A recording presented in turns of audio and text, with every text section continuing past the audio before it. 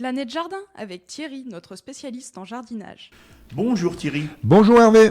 Ce matin, on va parler des cucurbitacées. Cucurbitacées. Cucurbitacées, oui. Ouais, c'est ça. Donc voilà. Oui, les cucurbitacées, parce que en fin de compte, ils ont été plantés déjà depuis un petit moment. Oui. Donc là maintenant, ça doit bien s'épanouir.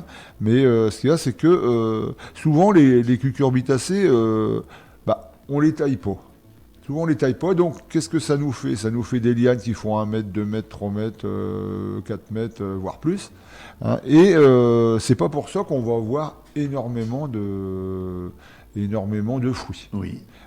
Donc il y a quand même une possibilité de tailler. Bon, moi je suis pas un adepte vraiment de la taille, parce que avec les tomates je taille pas. Mais là, c'est quand même possible de tailler par exemple un potiron, Oui.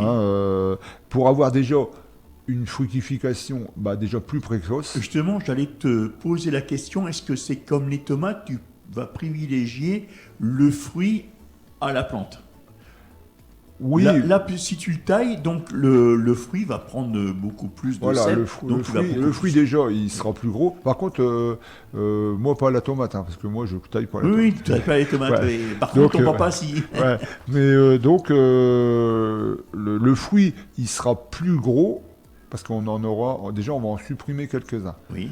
Et par contre, on va, en le taillant, on va l'obliger à fructifier plus vite sur ses rameaux. C'est-à-dire qu'en fin de compte, le cucurbitacé, enfin le potiron, c'est l'exemple du potiron, au départ, tu as des petites plantules. Tu vois les petits cotylédons quand ils s'ouvrent. Ça, c'est les cotylédons. Bon, ça, c'est pas des feuilles, c'est des cotylédons. Donc après 2 feuilles, 2 vraies feuilles, là on coupe. Et là on va voir un départ de rameaux. Oui. Automatiquement, dès qu'on coupe, il va y avoir un départ de rameaux. Donc là, ça va nous faire 2 tiges. D'accord. Et là, 2 tiges. Donc après, on va laisser repartir. Et après dès qu'il y aura encore 5 feuilles sur les 2 tiges, Oui. là, on va réduire à 2 feuilles au-dessus de chaque fruit. D'accord. Il y aura des fruits qui vont se développer. Voilà. Et là, et par pied, on va garder 4-6 fruits. Parce que si tu mets un potiron qui fait un potiron, ça peut faire 10 kilos. Enfin, ça dépend lesquels. Mais donc, si tu en gardes beaucoup, la plante, il faut que derrière il y ait du miam-miam. Parce que ça aime bien tout ce qui est compost, tout ça. Donc, ça, c'est important, quoi.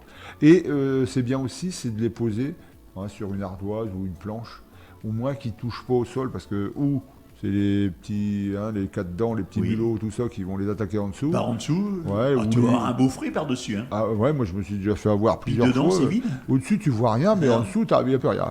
Donc voilà. Donc ça c'est important de bien les positionner. Même si le paillage, moi tout est paillé. Par exemple, tout dès le départ, dès qu'ils sont même plantés, j'écarte la paille, je plante, je ramène la paille. Pour garder un maximum d'humidité, parce qu'ils en ont besoin et on ne peut pas se permettre d'arroser tout ce qui est potiron régulièrement, quoi. Donc voilà, pour ces potirons, à tous les genres, potirons, potimarrons, voilà. Thierry, tu nous donnes le conseil du jour?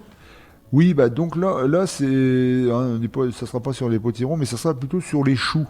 Tu sais que les choux, le fameux papillon là, qui nous pondent des petites chenilles, des pierrites, tout ça, là, du chou. Donc ça, on peut éventuellement, on en a déjà parlé il y a quelques années, mais je pense qu'on en avait déjà parlé, de mettre des plantes répulsives.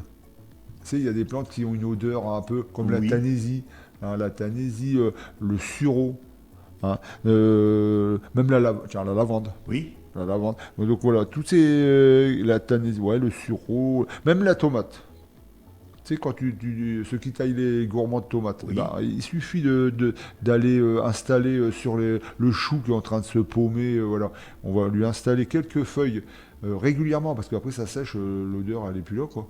Mais donc ça change l'odeur au niveau du papillon, et lui il est perturbé, et donc il va pas les pondre dedans, quoi. En gros, on fait comme pour les carottes alors.